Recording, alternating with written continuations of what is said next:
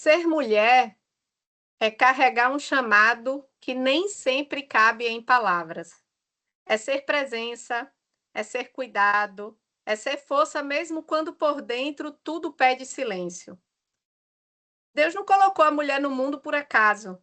Existe um propósito profundo em cada uma de nós. Um papel que vai muito além do que o mundo tenta reduzir a metas, entregas e produtividade. A mulher foi feita para gerar. E gerar não é só sobre filhos. É sobre gerar acolhimento nos espaços por onde passa, gerar transformação na vida de quem está perto, gerar sentido, mesmo quando gera nada, mesmo quando tudo ao redor parece caótico. Mas ninguém gera nada a partir do vazio. E é exatamente aí que a gente precisa ser honesta consigo mesma. Quantas de nós estamos sustentando tudo ao redor e desmoronando por dentro?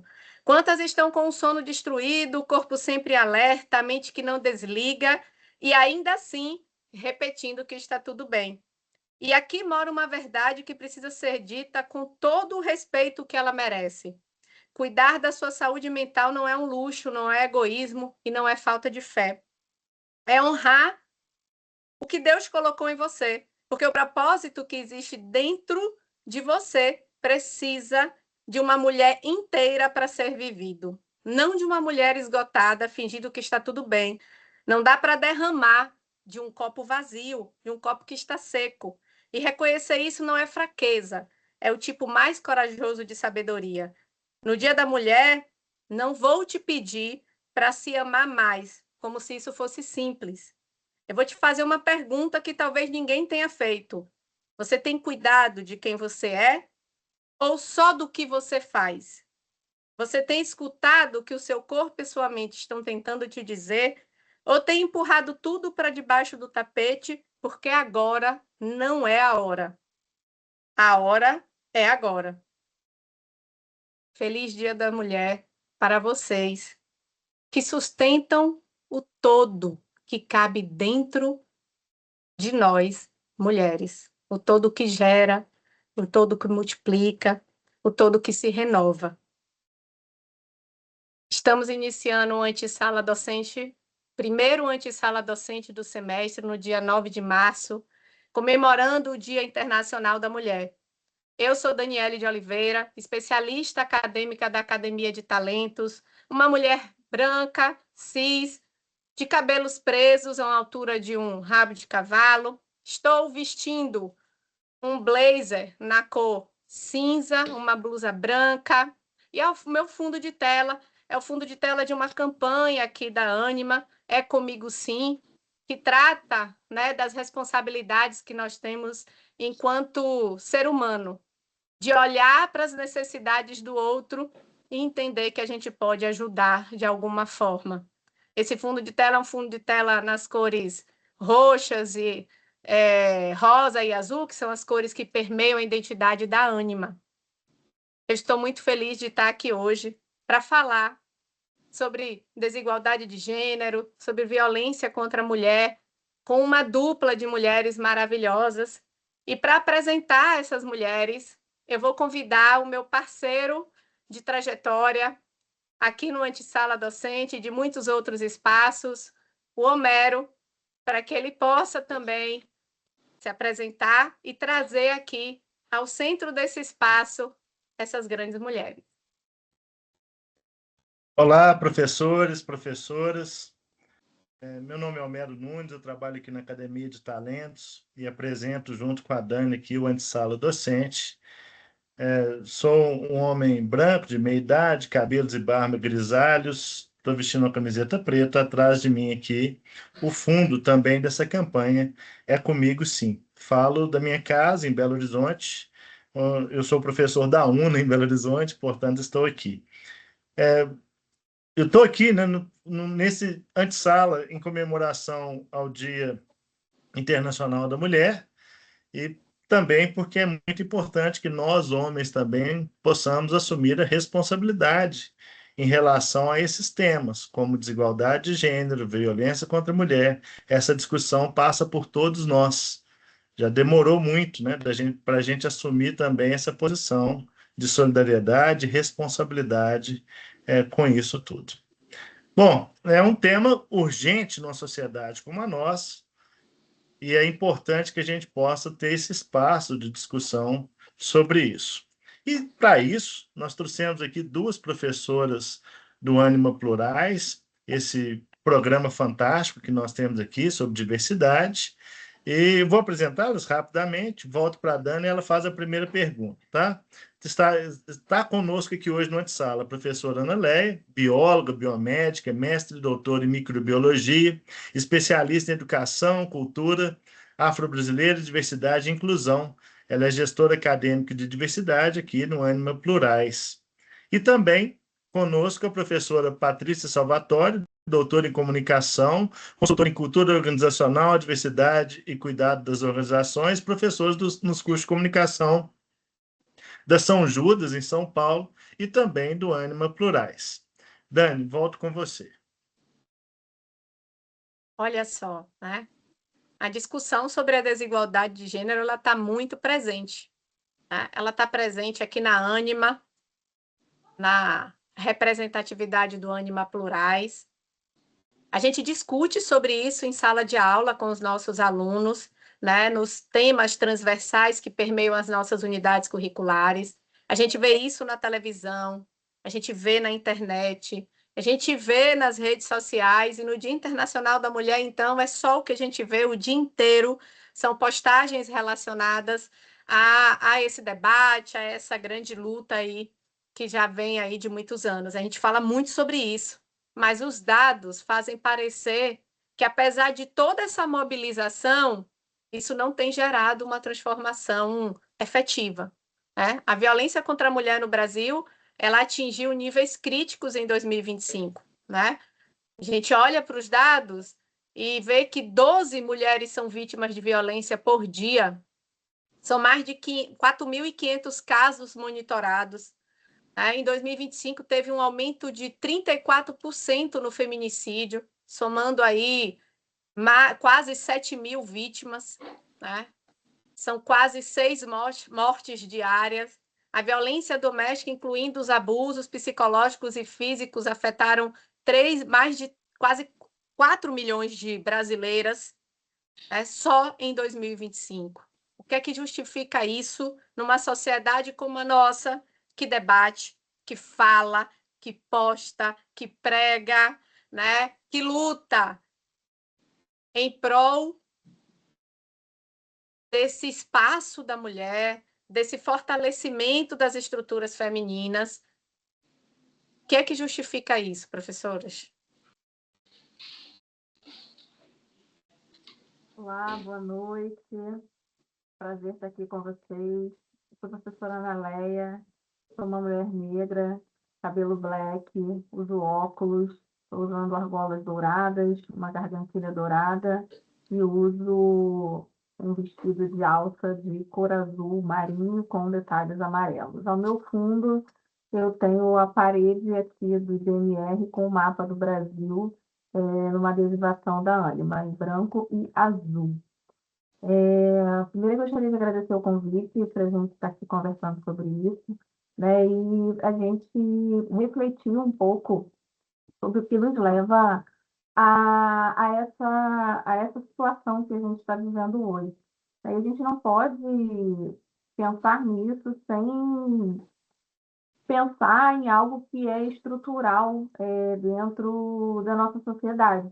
A gente precisa pensar no patriarcado como um sistema de poder, a gente precisa pensar no machismo como uma ferramenta desse sistema de poder, e a gente precisa pensar na misoginia como a expressão máxima ali do ódio às mulheres. Né? E tudo isso está muito ligado justamente a esse sistema de poder, de querer estar, né, do homem estar sempre ali no poder e subjugar de alguma forma as outras pessoas, né? Porque a mulher é o outro, ele é o ser universal e a mulher é o outro. Então, se você subjuga, você consegue manter aquela estrutura de poder e os seus espaços de tomada de decisão. Então, tudo isso que a gente vive hoje vai permear essas estruturas. A gente precisa pensar que a gente, enquanto mulher, levou muito tempo dentro da nossa sociedade para ter direitos que são considerados básicos. Então, como, por exemplo, votar. O nosso voto ele é relativamente recente, nosso poder de voto é relativamente recente. Poder ter um cartão de crédito, eu estava lendo esses dias, é absurdo, né? Até a década de 70, a gente não podia ter um cartão de crédito sem a autorização do marido. Então, essas conquistas, elas ainda são muito recentes. E a gente precisa estar sempre atento, porque a qualquer momento esses direitos eles podem ser retirados de nós de alguma forma. Quer complementar alguma coisa, Fábio? Bom, gente, boa noite. É um prazer estar aqui. Agradeço a Daniele, ao Homero. Prazer estar aqui com a Ana. Eu sou Patrícia Salvatore. Eu sou uma mulher branca de 55 anos, cabelos loiros, curtos, olhos castanhos, óculos de armação cor de vinho. Estou vestida com uma camisa preta, porque aqui em São Paulo está frio. E atrás de mim eu tenho um fundo verde com o X aqui em azul da São Judas. Eu estou aqui no campus. Bom, eu acho que a Ana já trouxe aqui algumas questões super importantes, né? Que é essa construção de mundo a partir de uma visão universal, de uma visão única, que é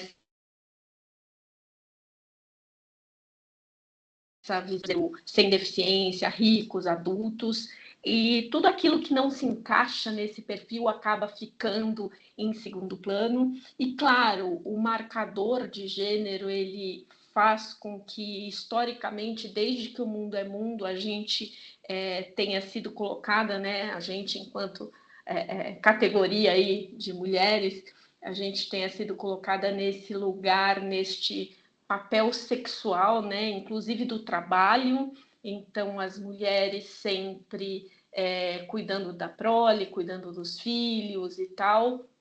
Mas a gente sabe que, no fundo, o que move tudo isso é um interesse econômico mesmo, tem um interesse econômico gigantesco em perpetuar isso. Então, tem uma série de coisas que foram criadas ao longo da história para reforçar o machismo, a misoginia, essa coisa de deixar as mulheres isoladas, sem os seus direitos básicos como cidadãs, de votar, de ter propriedade. A lei que a Ana Leia falou foi o Estatuto da Mulher Casada, que foi promulgado aí no final dos anos 60, e a partir dali a mulher passou a poder fazer uma série de coisas que até então ela não podia se o marido não autorizasse. Quer dizer, a gente fala, como pode, né? Faz 60 anos, pouco mais, pouco menos.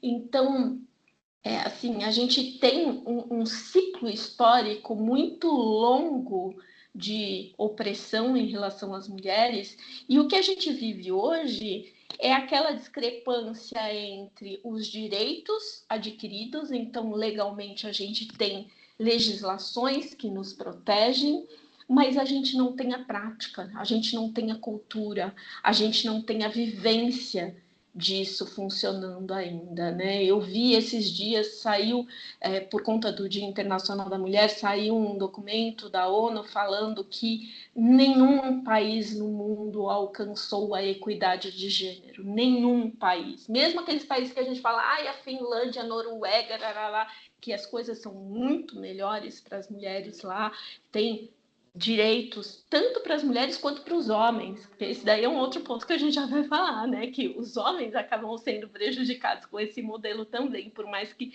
pareça um contrassenso.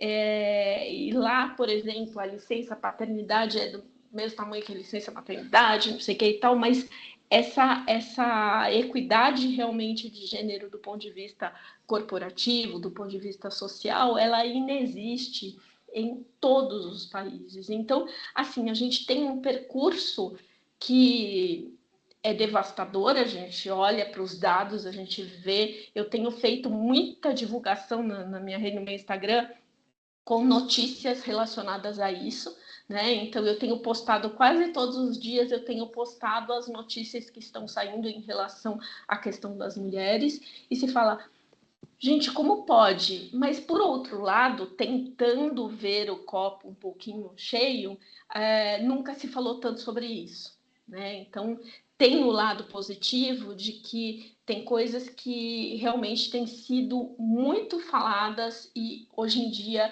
não são mais perdoadas, porque historicamente a gente sabe que todo tipo de violência e de absurdo sempre aconteceu, né? Então a gente hoje vive um modelo de sociedade em que a gente tem mais acesso, né?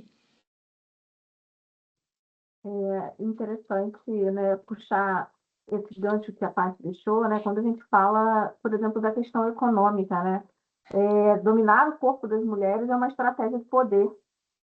Quando você, por exemplo, mantém ali dentro de uma família a certeza da legitimidade dos seus filhos. Então, você começa a dominar ali o corpo da mulher para que você possa passar aquilo de herança. Então, você vai passar aqueles bens em forma de herança, tendo a certeza de que aqueles filhos são legítimos seus. Então, por isso você domina o corpo da mulher.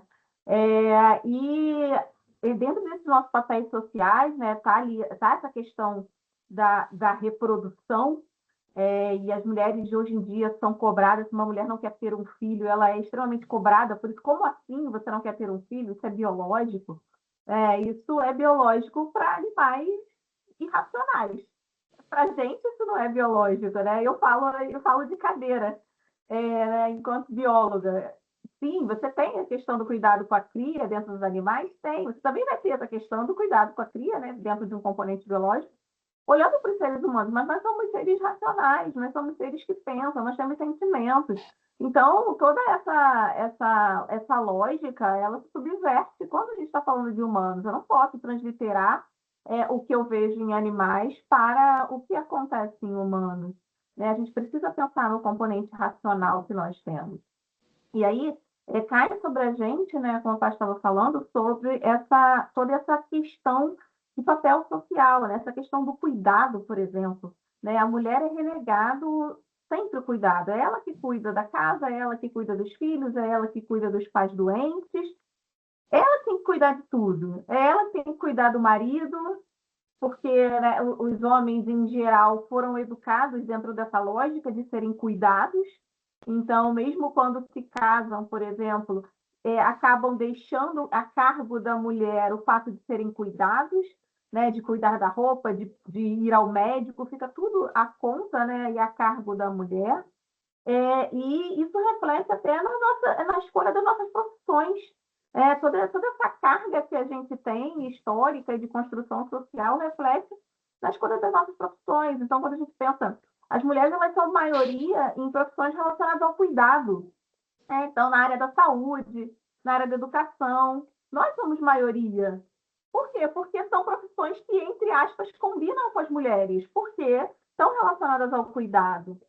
Em contrapartida, profissões que estão associadas ali à construção, à inovação, elas ficam para os homens. Então, você tem ali os homens nas engenharias, na tecnologia da informação, nas áreas das exatas, né? E existe um aculturamento dizendo isso. As meninas não são boas em matemática, as meninas não são boas em física. Isso vem desde lá da nossa educação básica. Então, a gente ainda precisa discutir muito isso, não apenas aqui no nível superior, né? A gente precisa ir para as redes sociais, a gente precisa falar disso na educação básica, porque é lá que a gente está formando as crianças, os nossos adolescentes. Infelizmente, a gente está vendo que todo esse sistema, né, patriarcal, o machismo, a misoginia, ele ainda está muito presente, infelizmente, nos nossos adolescentes, né? Vide o caso que a gente teve agora no Rio de Janeiro, há pouquíssimo tempo, que é a expressão máxima disso, do subjugar do poder, né, do corpo do outro. Então, é algo que a gente precisa refletir bastante. E complementando, né, Ana, é bem isso que você falou. As meninas, logo que elas começam a andar, o que, que elas ganham? Um bebê, uma boneca, um fogãozinho, né? Elas ganham o kit cuide da sua casa, porque esta é a sua missão na vida. Cuidar da sua casa e arrumar um marido, ser feliz, casar. Este é o ideal de vida. Pode trabalhar, pode estudar, mas tem que ter o pacote completo. Os meninos não, eles são estimulados a se jogar, ir para o mundo, fazer uma série de coisas. Quer dizer, isso tem um impacto tão profundo na construção de grupo mesmo, das meninas e depois das adolescentes, toda essa questão de corpo. Ninguém fala quase do corpo dos meninos, e não deveria falar mesmo, mas assim, o corpo da menina é público, todo mundo fala, todo mundo dá palpite, todo mundo tem uma sugestão, ela se mostra. Você vai comprar roupa para criança, desde pequenininho, a roupa feminina é uma roupa muito mais decotada, é uma roupa muito mais chamativa, é uma roupa muito mais cara, né? E assim, e isso vai perpetuando. E esse cuidado chega a níveis que hoje em dia a gente tem aqui no Brasil o dobro de tempo de cuidado para as mulheres do que para os homens. Eu pesquiso sobre a questão de maternidade atípica, eu sou mãe atípica, né? Ou seja, as mães de pessoas com deficiência, elas sofrem ainda uma pressão maior nesse sentido, porque é um cuidado junto com a abnegação e com um abandono completo de sociedade, de marido que vai embora, de trabalho, porque 70% delas perdem suas carreiras. Então, quer dizer, a coisa do cuidado, como diz Silvia Federici, precisa ter a gente precisa transformar este cuidado em algo remunerado, né? O que chamam de amor, na verdade, é cuidado não remunerado, é trabalho não remunerado. Precisa se olhar para isso. O cuidado representaria, né, se ele fosse remunerado de todas as maneiras, porque a gente sabe que tem a remuneração que fica muito restrita aí para mulheres, como você disse, mas ele representaria 13% do PIB, é uma coisa surreal. Ou seja, então é muito cômodo que as mulheres continuem cuidando. Só que o contrassenso está no fato de que estamos perdendo dinheiro, a sociedade toda, inclusive os homens. Né? Então, além do ponto de vista social, existe uma questão econômica muito forte, que a equidade de gênero ela representa um potencial de ganho para a sociedade de inúmeros aspectos. E aí a gente está falando de maneira muito ampla, de maneira muito etérea, mas isso vale para cada um que está aqui, para a questão do dia a dia, aquilo que a gente faz sem nem perceber, de replicar comportamento, de comprar a boneca e o fogãozinho para a menina, sabe, de estimular que o filho vá fazer engenharia, mas a filha não, é tudo, né? Ou seja, a gente vive uma sociedade totalmente direcionada para manter esse modelo sem questionar. A gente não deixa a Dani falar, né? Eu gostaria de fazer uma pergunta também agora, gente. Claro. Claro, né, que a Dani que está apresentando aqui hoje, mas de que vocês estavam falando aqui conosco, e eu fiquei pensando em algumas coisas, né? Como homem, heterossexual, nessa sociedade que a gente vive, cheio de privilégio e tudo mais. E eu trabalho aqui na Anima, por exemplo, e as lideranças que estão acima de mim, quase todas são mulheres. A nossa CEO, o presidente, é a mulher, o nosso vice-presidente é um homem, mas a diretora é uma mulher, a gerente é uma mulher, e a minha parceira aqui na formação docente da Academia de Talentos também é uma mulher. E considero um privilégio imenso de estar aqui também entre essas mulheres que são minhas líderes. E fui pesquisar sobre isso. Achei uma reportagem recente da revista Exame. Foi essa semana cheia de publicações. A Dani falou muito bem, né, gente? Muitas publicações sobre isso. E uma reportagem dizendo dessa desigualdade nas lideranças nas empresas no Brasil, que nas 250 maiores empresas do Brasil, apenas 6% tem mulheres como CEOs, né, como presidentes dessas empresas. 6%. Então, nós estamos falando de 94% das posições de liderança como CEOs ocupadas por homens nas 250 maiores empresas do Brasil. E quando passa para cargos executivos, o número é maior, mas ainda assim 34% nas 250 empresas brasileiras. Então, do mesmo jeito, nós estamos falando aqui em 66%, em 2/3, né, o dobro das posições ocupadas por homens nessas empresas também. E, claro, né, a gente pode pensar isso de diversas formas. A questão, vocês trouxeram cultural, a questão cultural do cuidado, do replicar o comportamento, esse tipo de coisa toda. Mas eu fico me perguntando, né? O que nós poderíamos fazer para mudar esse cenário, tá? Para vivermos numa sociedade mais inclusiva, que isso não seja tão escancarado como a gente está vendo assim, né? Que seja possível realmente alguma mudança mais rápida. Porque quando a gente olha esses números também, a gente pode falar, poxa, mas tem melhorado no Brasil nos últimos anos. A própria matéria do exame fala isso, que em 2015, eu acho, que era metade das CEOs, e que isso tem melhorado. Mas como que a gente poderia fazer para acelerar isso, para mudar esse cenário? E eu já emendo com a segunda questão que tem a ver com isso também. Do mesmo modo, quando a gente pensa aqui no feminicídio, na agressão contra a mulher, isso tudo, porque a gente discute isso. Mas o que a gente precisa fazer para mudar? Isso é uma questão jurídica, a gente tem que mudar a lei. Mudar esse comportamento é tão difícil assim. Eu não sei, tá, gente? Eu não tenho resposta para isso. Eu nem sei se vocês têm também. Mas eu coloco isso em discussão, essa provocação. O que nós podemos fazer, nós, homens e mulheres, nós, enquanto sociedade, para mudar esse cenário que é tão preocupante e importante a gente pensar nisso? Olha, Homero, uma coisa, né? Quando você estava falando, eu estava lembrando aqui. A ONU Mulheres de vez em quando publica um dado que eu já vi algumas versões. Teve uma época que era 137, depois 123. Se tudo ficar como está, a gente vai ter equidade de gênero daqui a 123 anos. Não estaremos aqui, nem eu, nem vocês, nem os nossos filhos, que dirá os nossos netos, né? Ou bisnetos, sei lá.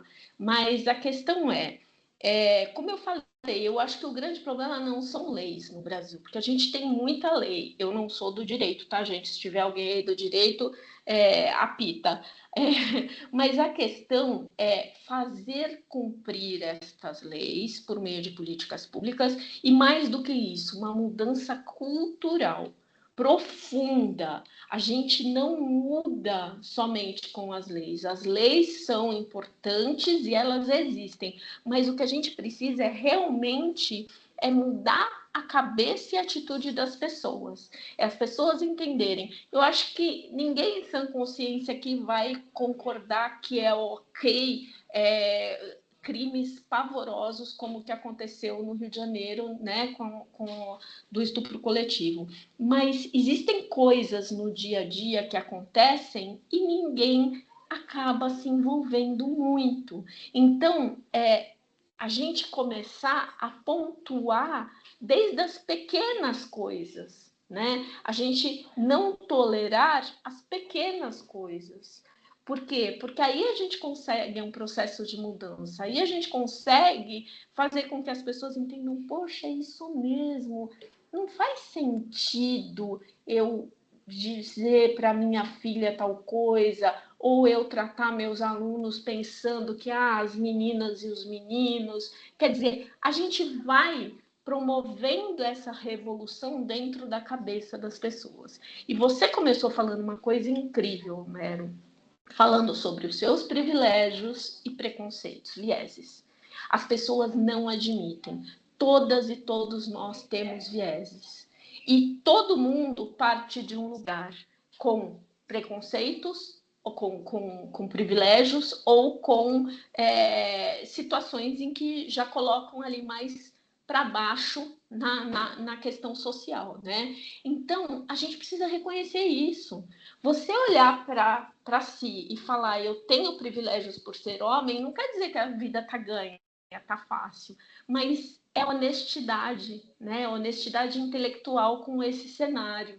Então, eu acho que o grande para mim, o grande passo é uma mudança cultural, é esse reconhecimento dos privilégios e, assim, como é que eu posso fazer diferente? É não rir da piadinha machista do colega, é não permitir que fale sobre uma mulher de um jeito objetificado, é não ignorar sinais de violência, por menor que seja. E aí eu falo de violência de inúmeras maneiras, inclusive patrimonial, né? O amigo fala, então, consegui me dar bem e me separei e não tô pagando pensão, sabe? E ainda vangloria. Tem gente que faz isso e muita gente simplesmente se cala. Então, é no dia a dia. É assim, a forma como eu vejo é isso. Vocês que estão aqui já estão ganhando ponto, porque é isso, a gente precisa falar, a gente precisa aprender, a gente precisa conhecer, né? Estar disposto a mudar. E quando, né, você traz a questão, por exemplo, do mercado de trabalho, Homero, eles também vai passar por uma mudança cultural. Né? Quando a gente pensa que as mulheres no Brasil são 51,5% da população. Quando a gente olha ali para a questão do nível superior, as mulheres atualmente elas estão, né, entre a maioria dos concluintes do ensino superior no Brasil. Então, a gente hoje em dia está formando, né, está graduando mais mulheres do que homens. Quando a gente entra ali para a questão da pós-graduação, em especial a stricto sensu, as mulheres são maioria nos programas de pós-graduação stricto sensu no Brasil. Então, quando você olha em níveis de qualificação profissional, as mulheres elas estão, de uma forma geral, mais qualificadas profissionalmente do que os homens no Brasil. E por que essas mulheres não chegam nesses lugares, né, nesses espaços de poder, nesses lugares de tomada de decisão? Tem alguma coisa errada nisso. Se elas estão mais bem formadas, por que elas não são maioria, por exemplo, em cargos de liderança? E a gente precisa pensar também, né, você falou aí da questão da pesquisa, que a gente está falando de mulheres em geral, mas quando a gente entra em recortes, né, quando você traz, por exemplo, o recorte racial, isso vai explodir de uma forma extremamente escancarada. Então, eu tenho 6% de mulheres CEOs, mas quantos por cento delas são mulheres negras? Aí você vai despencar na sua porcentagem. Quando você fala ali, por exemplo, dentro da área acadêmica, as mulheres elas são maioria em programas de pós-graduação estricto sensu, mas elas são a minoria, por exemplo, entre os locais de tomada de decisão das agências de fomento, caso de CNPq aqui no Brasil. Elas são ali menos de 3% das pesquisadoras que têm capacidade de poder de decisão nesse sentido, por exemplo, de liberar fomento para pesquisas. E quando você olha para as mulheres negras, você tem aí menos de 0,5%. Então, a gente precisa fazer, sim, essa mudança cultural. Outro dia eu vi um desses memes de internet que, de vez em quando, eles falam umas coisas muito interessantes, né? Que as mulheres, elas saíram de casa, mas os homens esqueceram de entrar. Então, na verdade, as mulheres saem de casa, né? E aí, sem fazer recorte, né? Porque você tem, por exemplo, a questão da mulher negra que sempre trabalhou, mas sem fazer esse recorte, as mulheres elas saem de casa, elas buscam qualificação, elas buscam crescer no seu trabalho, na sua vida profissional, e os homens não entram em casa. Não entram em casa em que sentido? Para assumir esse lugar do cuidado. E deveria ser algo meio a meio. E porque isso ajudaria, por exemplo, as mulheres a alavancarem suas carreiras. Quantos homens alavancam as suas carreiras porque suas mulheres estão em casa, cuidando da sua casa e dos seus filhos e deixando ele lá com a cabeça fresca só para pensar no trabalho dele? Então, esse meme ele me faz pensar que, de fato, foi isso que aconteceu. Então, as mulheres, hoje em dia, discutem muito mais a questão da equidade de gênero e cobram muito mais posicionamentos, tanto de políticos quanto da sociedade em geral, dos seus homens. Os homens eles não cobram esse posicionamento e eles não se posicionam de uma forma geral. Então, as mulheres saíram de casa para trabalhar, as mulheres saíram de casa para buscar qualificação, as mulheres saíram para brigar pelos próprios direitos, saíram para alertar todo mundo, mas os homens ainda não entraram nesse lugar de assumir o cuidado, de falar ali quando o colega faz uma piada machista, de perguntar né, por exemplo, por um par seu, nossa, mas por que a gente não promove a fulana em vez de promover o Beltrano? O currículo da fulana é muito melhor que o do Beltrano, mas quem vai ser promovido é o Beltrano. Então, a gente precisa começar a se incomodar de fato com isso, né? E aí, homens e mulheres, mas aqui em especial os homens, se incomodar de fato com isso e colocar a mão na consciência e fazer um processo ativo, porque, como a Paty falou, todos nós temos os nossos preconceitos. A gente vive e foi criado dentro de uma sociedade que é preconceituosa. Então, o tempo inteiro a gente precisa ativamente quebrar os nossos vieses. Porque senão a gente vai se deixar levar e vai repetir os mesmos processos que acontecem desde sempre. É um exercício que eu acho que é muito prático, muito rápido, que serve para todo mundo que está aqui. Vejam as bibliografias que vocês dão nas suas UCs. Majoritariamente homens. Ah, mas será que eu não conheço, eu não sei. Será que tem mulheres que pesquisam e que falam sobre isso? Tem. Eu sou da área de comunicação, que é uma área profundamente feminina. Mas quando a gente vai ver os livros, a maioria dos livros é escrito por homem. Então, eu ativamente vou atrás de artigos ou livros, poucos livros escritos por mulheres, mas eu sempre incluo na minha bibliografia, no mínimo, 50% de bibliografia de mulheres, né? E isso, como a Ana disse, e ainda sem considerar recortes, porque você vai procurar, tem mulheres negras e a gente não coloca, raríssimo colocar, né? Então, eu acho que a gente precisa fazer essas microações no dia a dia, né? A gente precisa intencionalidade, é sair dessa zona de conforto e falar, bom, então o que eu vou fazer hoje? Como é que eu vou mudar isso? Primeira coisa, vai lá na sua bibliografia, tenta mudar um pouquinho. E aí, Ana, eu vi um meme esses dias também, para juntar com o seu, né? Que era assim, os homens lavam os seus carros com uma riqueza de detalhes infinitas, mas não sabe dar banho no filho nem lavar uma louça, né? Exatamente isso. Desculpa, meninos. Não é pessoal. Não, com certeza não, né, professora? Eu acho que vocês trazem aí pontos extremamente importantes, né? E aí eu estava ouvindo o que vocês estavam trazendo aí, né? A professora Ana Leia fala da questão de sermos maioria, né? Enquanto população. Tem um dado interessante, somos maioria enquanto eleitoras, tá? É bom deixar claro. A mulher levou, acho que foi a Ana que trouxe isso, a mulher ganhou espaço de votação há poucos anos, né? A gente pode considerar que muito recentemente, se a gente olhar a proporção de tempo e espaço.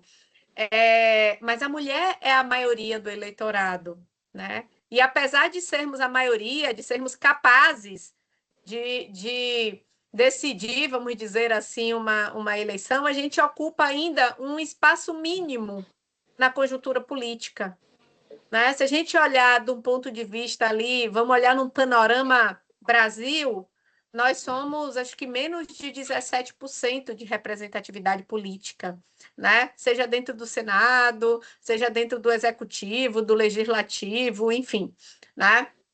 Então, eu fico me perguntando se, apesar da gente reconhecer todas essas necessidades de intencionalidade, né, de intervenção, de propósito, né, do papel também do homem nesse contexto de mudança cultural, se a gente, de fato, a gente consegue essa transformação, se a gente, enquanto mulher, ainda não consegue se organizar, ou talvez, não sei, me corrijam até se o que eu estiver falando não for o real, mas eu acho que a gente ainda não consegue, de fato, entender o poder que a gente tem, né? A capacidade que a gente tem de ocupar esses espaços e de falar assim, olha, somos nós, né? Somos nós que cuidamos da casa, sim. Somos nós que gerenciamos o cuidado, sim.